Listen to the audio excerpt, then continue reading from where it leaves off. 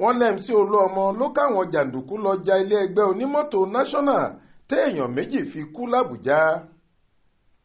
yánpọnyánrin tí kò mọ níwọ̀n ló bẹ́ sílẹ̀ lólú ilé ẹgbẹ́ àwọn onímọ́tò ilé wa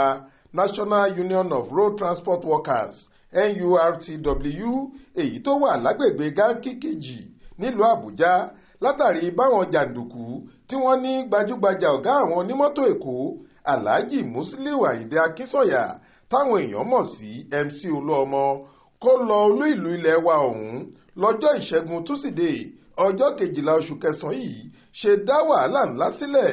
tọ́rọ̀ di bóòlọ yàgò lásìkò tí wọ́n lé àwọn ìjòyè àtàwọn apàṣẹ ẹgbẹ́ náà jáde tí wọ́n sì ṣe olú ilé ẹgbẹ́ national àwọn ọ̀hún báṣubàṣu. èèyàn méjì la gbọ́ pé ó dolóògbé nínú àkọlù ọ̀hún. ohun táwọn kan tọ́rọ̀ ọ̀hún ṣojú rẹ̀ sọ ni pé olórí ẹgbẹ́ àwọn onímọ́tò tẹ́lẹ̀ rí nípínlẹ̀ Èkó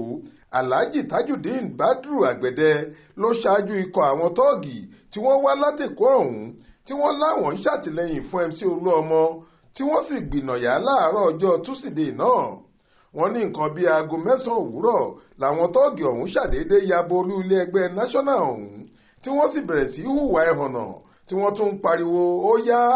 àwọn dà níbo ni wọ́n wà àti bẹ́ẹ̀ bẹ́ẹ̀ lọ lọ̀rọ̀ bá di iṣu atayanyan. wọ́n ní lẹ́yìn tí wọ́n lé àwọn olóyè ẹgbẹ́ lọ tí kálukú sì ti sá àsálà fẹ́mi ẹ̀ pẹ̀lú bírò ìbọn àtàwọn nǹkan ìjà olóró oríṣiríṣi ṣe ń dún lákọlákọ làwọn jàǹdùkú náà gba gbogbo ilé ẹgbẹ́ náà kan tí wọ́n sì láwọn ti gbàjọba ẹgbẹ́ ọ̀hún fọ́gá àwọn bó tilẹ̀ jẹ́ pé wọn kò dárúkọ ẹnìkan ní pàtó.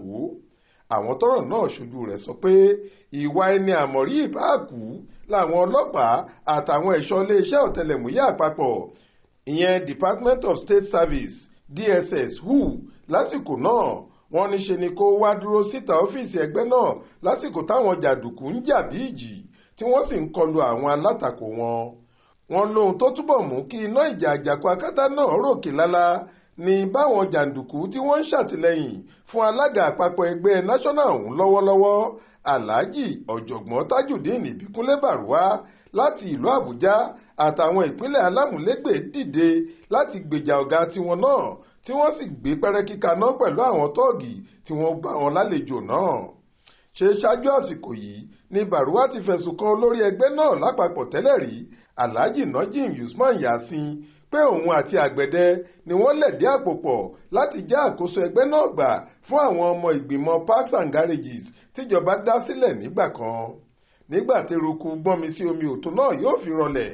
èèyàn méjì ni wọ́n fìdí ẹ̀ múlẹ̀ pé ó bá ìṣẹ̀lẹ̀ ọ̀hún rìn wọ́n kú pátápátá